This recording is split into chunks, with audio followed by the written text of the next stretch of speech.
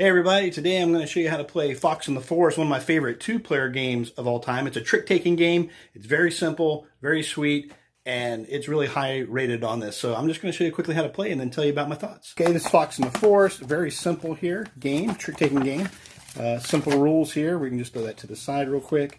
You get a couple of rules reference and point reference cards, which is really nice to read. You get the 33 cards. And you have little point tokens. You can keep track of points in the game, which have a 1, a 3, and a 6 in it. That way you don't have to write down and keep using paper over and over. So there's 3 suits in the game. There's bells, keys, and like stars, moon, space, whatever you want to call that. Or you can go silver, orange, purple, however you want to remember. So basically, each player is going to get 13 cards. So let's see one. Okay. Right, and then you'll take the last cards out, and then you'll pull up the first one. This card over to the side in this little miniature draw pile shows you what the trumps are, or in this game it's called decree. And trumps break the rules as far as targeting. So basically, it's showing you that bells is trumps. So the wording on here doesn't mean anything in this situation. And just to kind of get purposes, I'm going to bring both sets into my hand and play them. So if you don't know how a trick-taking game works, so like let's say I lead out, one person has to lead out first. And I lead out with the 8. If they lead out with the 4, they have to fall in the same suit if possible.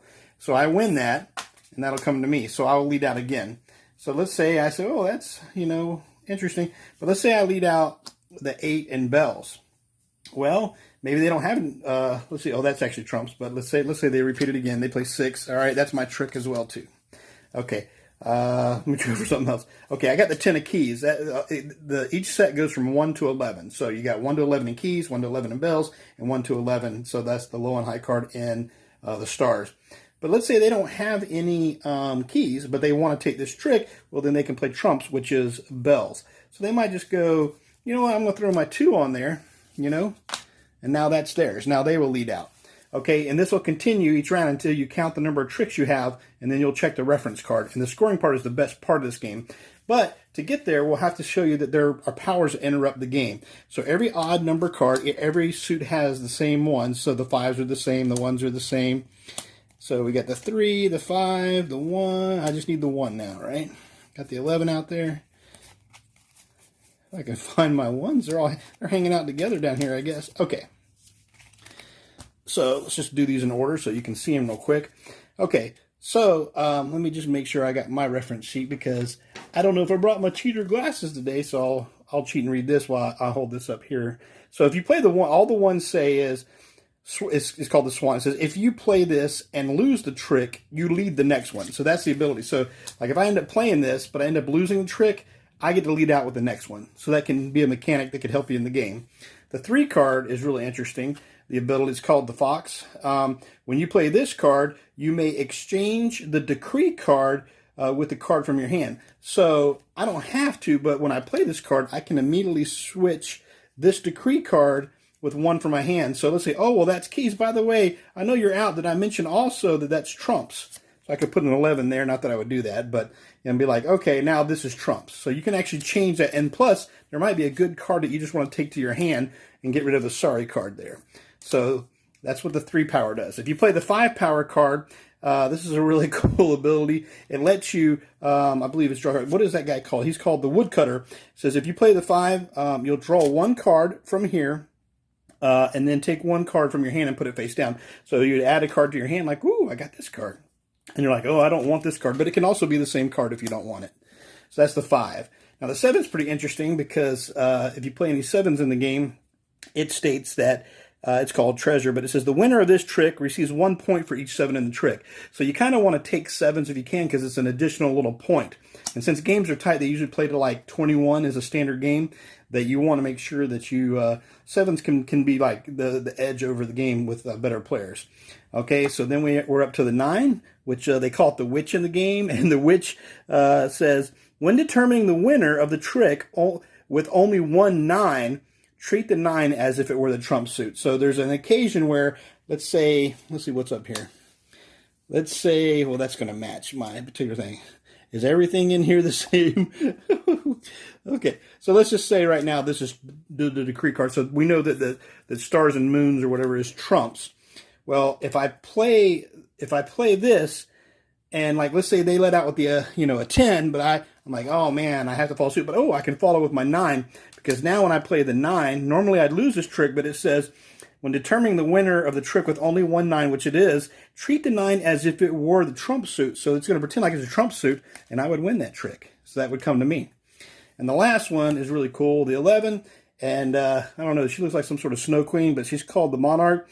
Whenever you lead this card, if your opponent has a card of this suit, they must play either the 1 or the highest ranked card of that suit. And of course, if they can't, then they have to do whatever.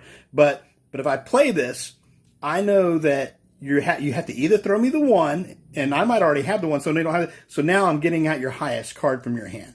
So you have to eat that. So you have a choice. So that can be a pretty powerful card.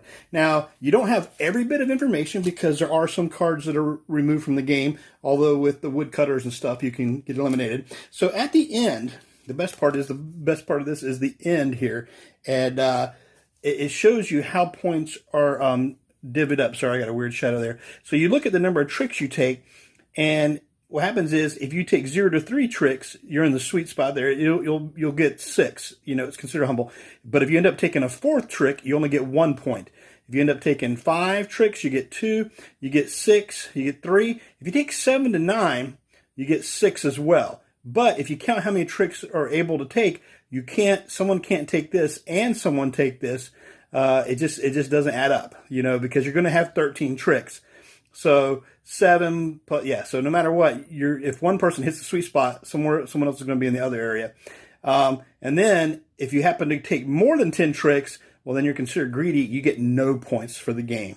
And you basically, score up your points.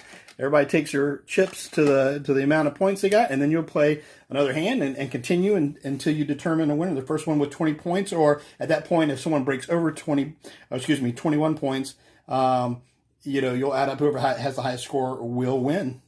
All right, that was Fox in the Forest. Very easy game. There's plenty of decisions to be made, and what makes this game really nice is that part where normally in trick-taking games you're either trying to take a lot or you're trying to ditch everything, but in this game you have to balance between you can choose not to take nothing and try to hit that sweet spot, but the game's so limited with the amount of, you just have one player, that they can force cards on you almost. So you got to be careful of the points and cards that you take, and then you have to kind of figure throughout the game. It's like, well, I don't think this person has a certain card because of that hidden information. And so trying to, it seems at first like, oh, it's easy. I'll just take a bunch of tricks because I got between 7 and 9. But if you end up taking too quickly, if the other player's been kind of managing their hand better, then they can maybe bump and force you into that 10th card spot, which means you score no points. And that's very dangerous.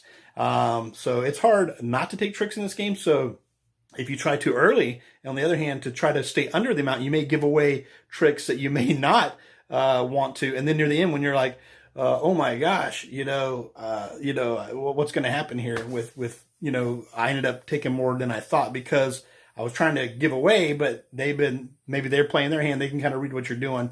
And you can look at your hand and try to have a plan, but it's a good feel because you kind of plan, but you kind of move as you go along because you're trying to fill out I know what cards they probably have, but since of that missing information, what do they have? And the way that you score based upon tricks take, it's just a fantastic game. I highly recommend Fox in the Forest. I'm not sure who by Renegade Games. Great design, great product. The card quality, average, if you're a sleever, you might want to sleeve them, but it is a card game, so it's not that big of a deal. But fantastic game, A+. All right, until next time, my friends, keep the dice rolling, or in this case, the cards flopping.